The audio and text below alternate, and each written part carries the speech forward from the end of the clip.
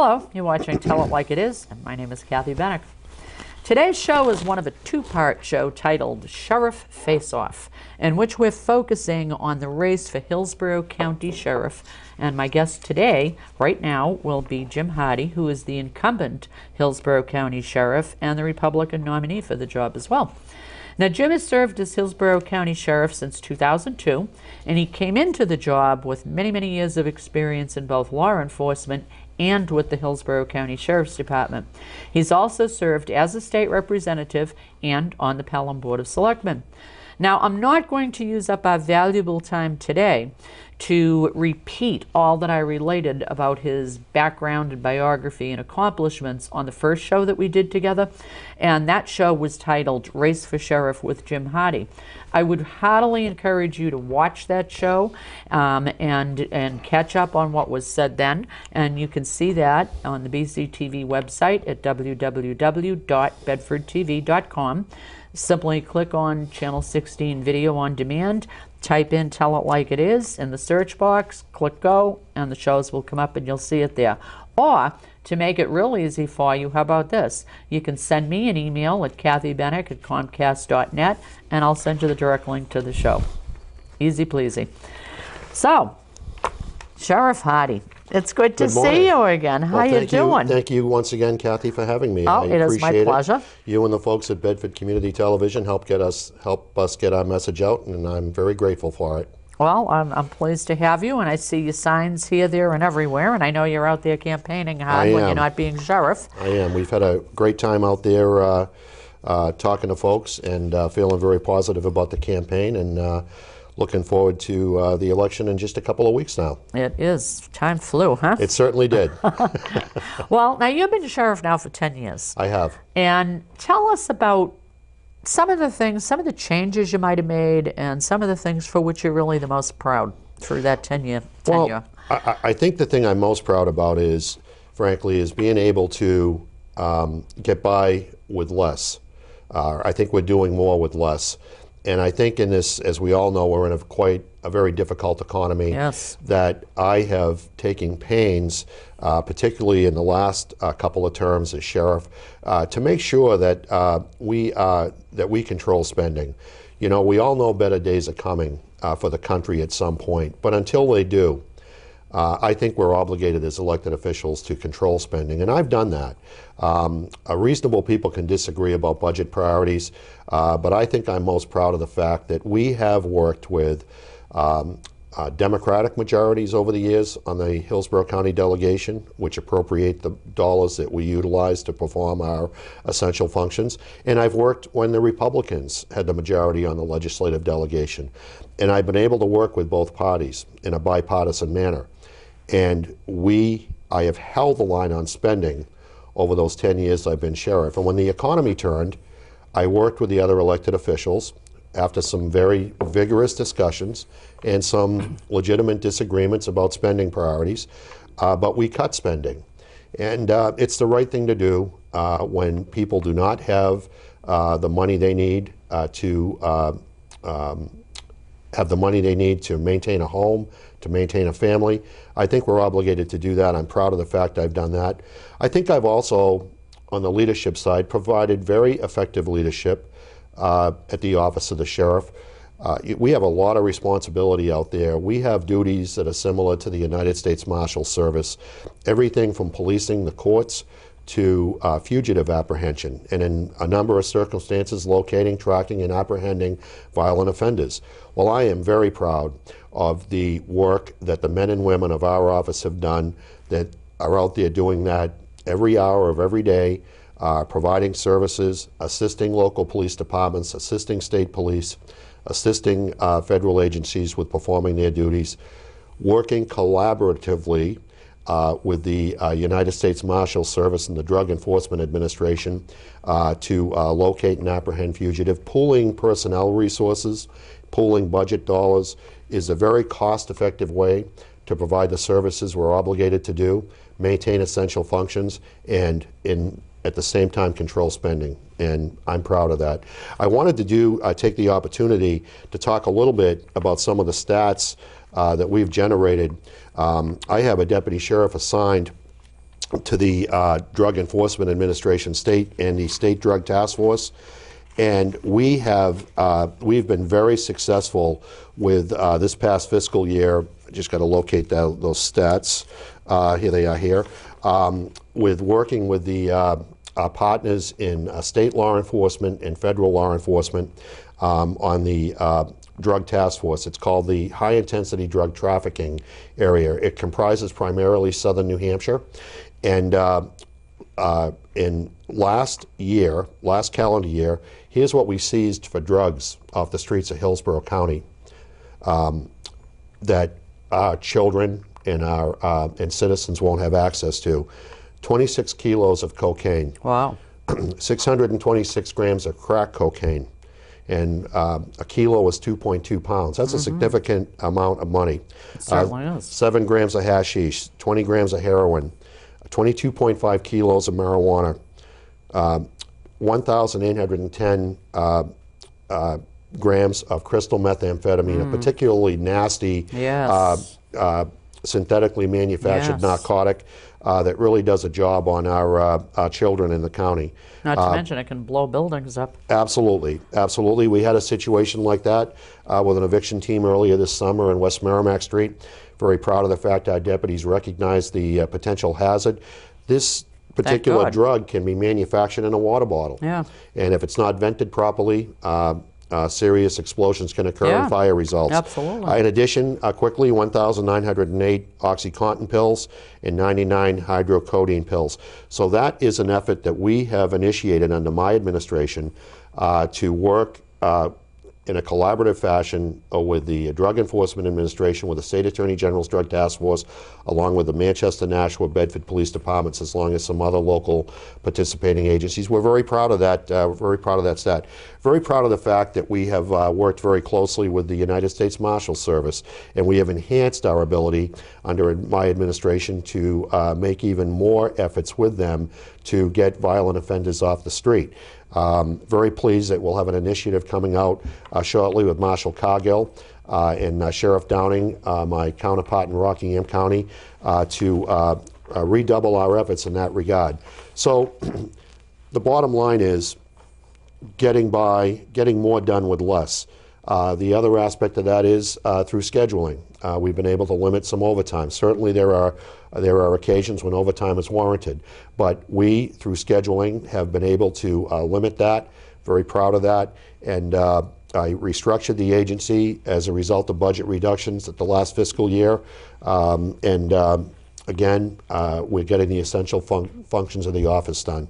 So those very pleased about that. Amazingly impressive numbers, because each one of those drugs that you listed are serious big-time stuff. Absolutely. The repercussions of use are huge, both on the individuals who are using them, the people they're trying to market to, but the whole community more so. It's huge. It certainly has a ripple effect yes. with the crime rate, because certainly drug users to feed their habits in most circumstances will commit property crimes. Prior to purchasing or using narcotics, and we certainly see that with the statistics regarding home burglaries and things like that. We've made some efforts with the local police departments on that front also, trying to make the public aware of the dangers, make sure things are locked up, make sure that cars are locked up, things like that. I do want to point out, Kathy, that I take pains not to duplicate what the local police agencies are doing or what the state police are doing, but to enhance. When there's a critical incident in the county and a police presence is required and more personnel are required, we will respond. We will assist, whether it's the state police, the Bedford Police Department, or a federal agency. We will respond and provide assistance during critical incidents, and we've got a record of doing that. However, and all of your people are fully trained. That's correct. They're all state-certified police officers, and I'm glad you pointed that out. Whether someone's employed as a state trooper, a Hillsborough County deputy sheriff, or a local police officer, they have got to have that New Hampshire police officer credential through the New Hampshire Police Academy. So they are trained and ready to go. But I don't want to duplicate what's already being done, and I also don't want to be competing with the local police chiefs or the local town councils or selectmen for budget dollars. And again, that's a mature approach to cost-effective cost-effective providing of services. And Yeah, there has to be collaboration, yeah, not competition between agencies. And look, these are difficult decisions that are made on an hourly and daily basis. This is not an easy concept to operate with a reduced budget.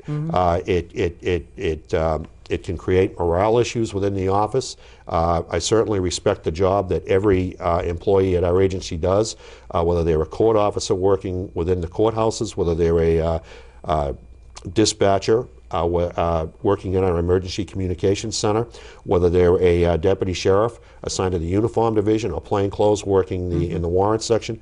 I respect and appreciate the job that each and every one of them does, but I am obligated as an elected official to control spending, and that's what I've done, and that's difficult, but it's the right thing to do. I'm very proud of that.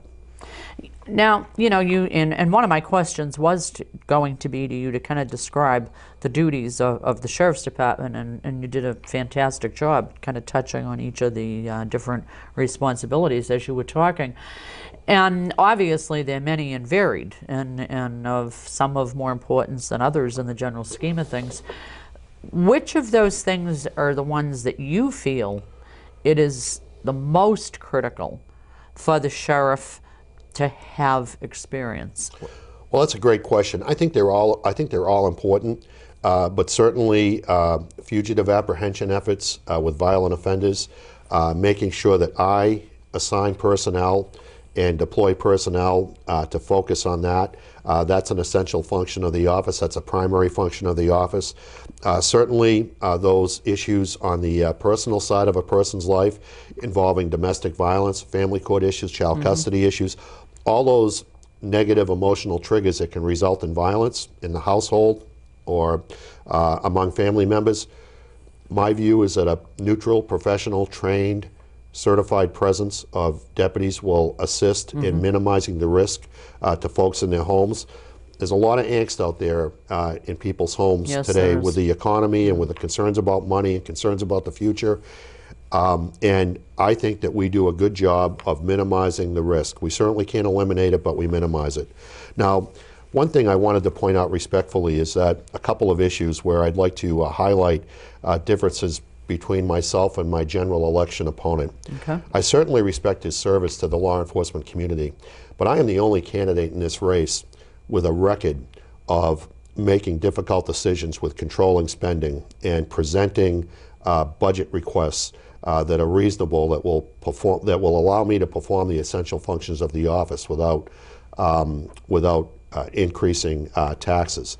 One of the things my opponent said, sitting right in this chair several weeks ago during the primary campaign, was that he said, quote, "the county tax rate is very minimal." Well, I disagree with that. And I think that $87 million in county taxes is not minimal. And I think in this current economic situation that most of the voters out there would agree with me that the county tax rate is not minimal. He went out and told the county chiefs of police that it is pennies on the tax dollar, quote unquote. Well, my friends, those pennies add up, and I'm proud of my record of controlling spending, and I think that that makes me the best candidate for re-election. One of the other things that came up, and again, I think it's just frankly, a lack of knowledge about the scope of authority of the office of the sheriff in spite of his many years of service there in a line position, is that he also said, sitting in this chair several weeks ago on your program, that the Sheriff's Department, which oversees all the other police departments. Now, that's not true, and I think it's important that the viewers hear that. I do not, as sheriff, oversee local police departments or our brother and sister officers on the state police force. We work with them, we cooperate with them, we assist them, but I don't oversee them. So I think it's important that people understand that and stuff. One of the last things I'll conclude with regarding some of the things my opponent has said is that he said he's new to politics, and that, let me get the exact quote here, again, sitting in this chair several weeks ago, Kathy, again, I'm new to politics. I don't like politics, but unfortunately you have to play the game. That's what Bill said here on July 23rd, 2012. My friends, that's not true either, because Bill has served in a variety of city positions in the city of Manchester and has also served as a state representative. So I think it's important that people understand, that the voters out there understand that it is, we certainly expect people, some people will say perhaps anything to get elected, but I would hope that the standard in the race for Hillsborough County Sheriff would be higher than that. And when remarks like this are made that are not accurate, that the Sheriff's Department oversees other police departments, that he's new to politics, and that the county tax rate is minimal, I respectfully and with the most civil tone possible disagree with that. So I think it's important to point that out. And I think the difference with me is that I will cover every aspect of the essential functions of the office of the sheriff, whether it's a high-profile case, whether it's a case that's going to generate a lot of media attention, whether it's a case that no one will ever hear about, whether it's a civil bench warrant, whether it's a felony capias, whether it's a domestic violence situation, whether it's the service of a small claim complaint, whether it's a fugitive apprehension effort, high profile, low profile, high risk, low risk, I will cover every aspect of the job. But I think there are some distinct differences between myself and my opponent, and I appreciate the opportunity to respectfully and with a civil tone point those out to you. Okay. You have talked a lot about budgeting, and obviously it's the bane of every manager, and as sheriff, you're certainly the manager of the Sheriff's Department, so it has to be part of your bane too. Has it reached a point where even a slight change in funding this year is going to mean that any programs or services would have to be cut or reduced? We did. Or you're able to juggle it so that you won't have to cut anything significant? I mean, I can imagine that it has to be something in your head all the time. Well, I will tell you, it's a balance.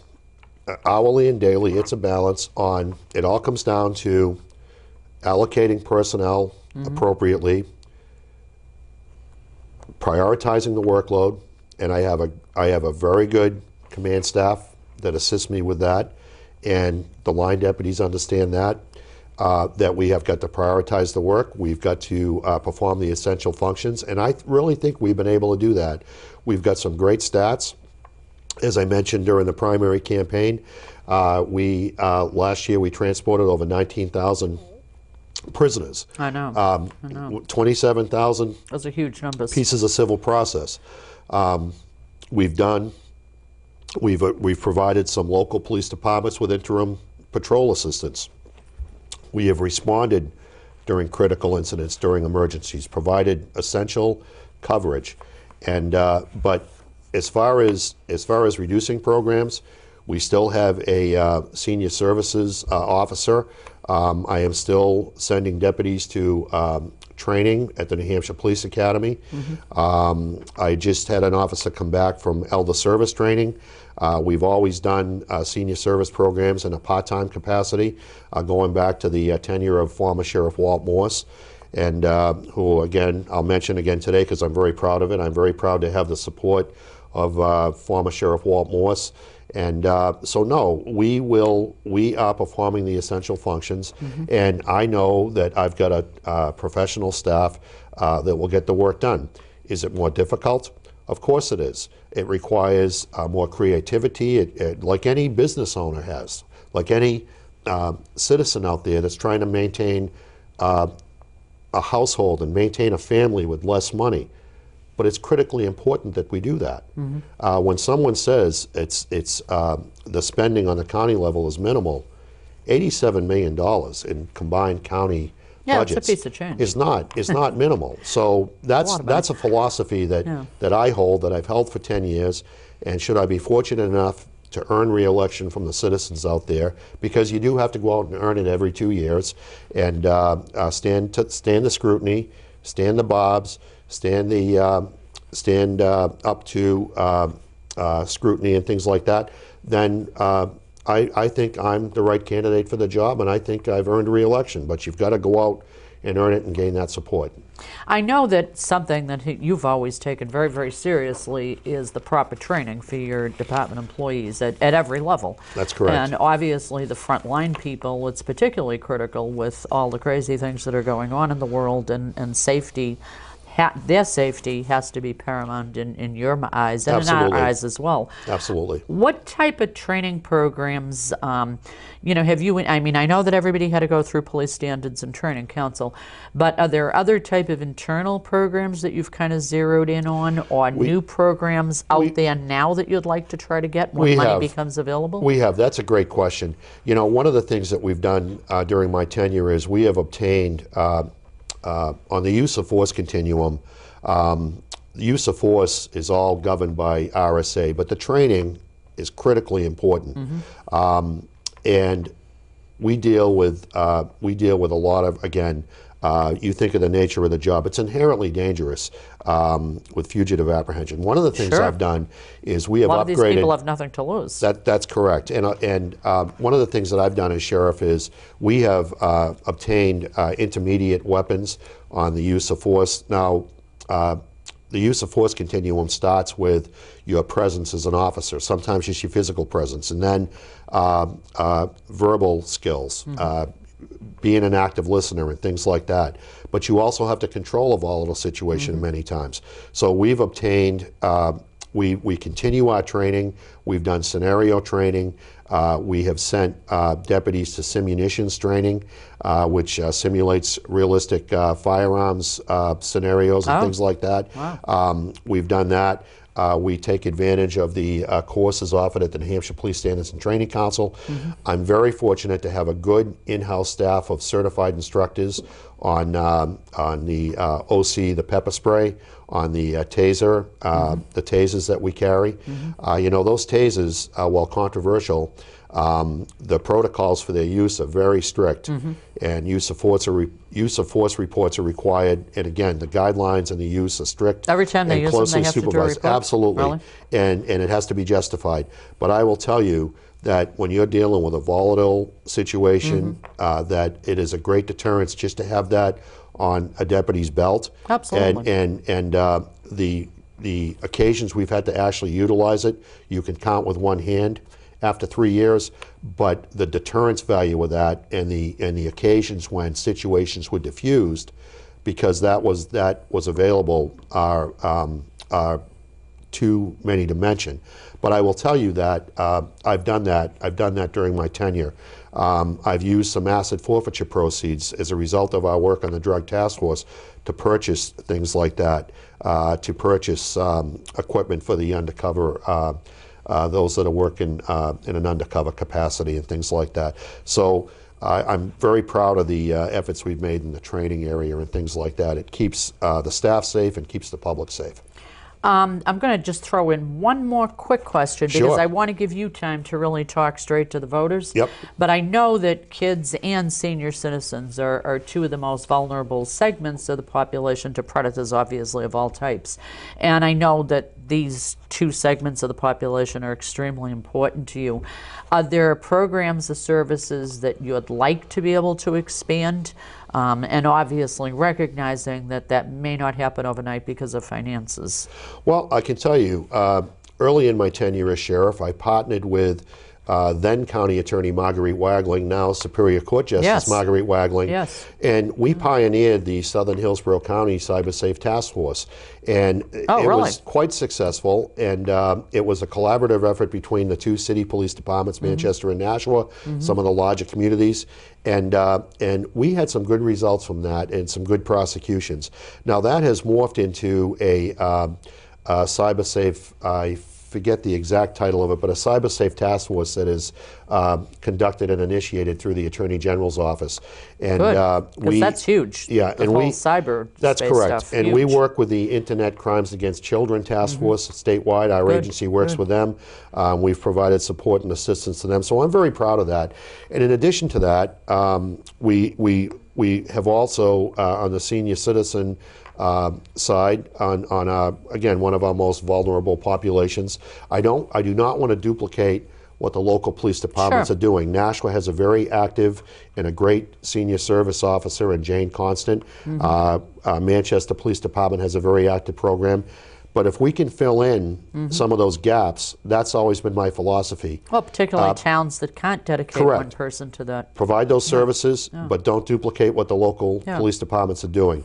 In that light, we did a presentation a couple of weeks ago with a very active group of 50 or 60 seniors. These phone scams are very, very, very troubling again.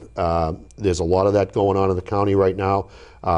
I'm proud that I partnered along with our agency with the Fairpoint folks to get the word out to the public. We had a nice press conference at the Cashin Center about 2 months ago to get the word out that all they want is your money, and that, again, it's very troubling. This is being taped today. Manchester Police Department put out an alert yesterday that some unscrupulous phone scammer was using their the Manchester Police Department phone number to make these calls. That's scary. So that is scary. So be vigilant, be alert, and don't get scammed. And but I'm proud of the work we've done in that area also. Well, you know, we are almost out of time. I don't want to ask you a single question. I want you to look right at the voters and tell them whatever you want, the things you're most proud of, whatever it is, and ask for their vote. Well, folks, first of all, I want to thank Kathy and the folks at Bedford Community Television again for the opportunity. My friends, I have provided steady, consistent, professional leadership with the Office of Sheriff. I got left in very good shape on the office situation 10 years ago when I took over from Sheriff Walt Morse. I'm asking for your support for 2 more years for another term as sheriff. I have held the line on spending, whether it was with a Republican majority on the Hillsborough County Legislative Delegation or a Democratic majority in the Hillsborough County Legislative Delegation. I have held the line on spending. And when the economy turned, I worked with the other elected officials in the county and cut spending. My friends, I've got the experience. I'm the only candidate in the race that has the experience of making the difficult budget decisions on your behalf on reducing spending. My opponent thinks and has said, sitting in this chair, that the county budget is very minimal. $87 million in county budgets is not minimal. And I think most taxpayers would agree with me on that. I'm the right candidate for the job. I would appreciate your support, and I'm looking forward to gaining your support on November 6th. Perfect timing, because we're out. We're out of time. Thank you so much. Thank you, and Appreciate best it. of luck in the final election. Thank you very much. And one way or another, we'll have you back again for a guest. And I'm grateful for the opportunity. Well, we're grateful to have you here. Thank you. Okay, it's a wrap on another show. The election is coming up soon. You've certainly heard what Jim has to say, and listen to it. And again, watch the previous shows to learn all about the sheriff's race. And don't forget to vote, because that's how you get to tell it like it is in your mind.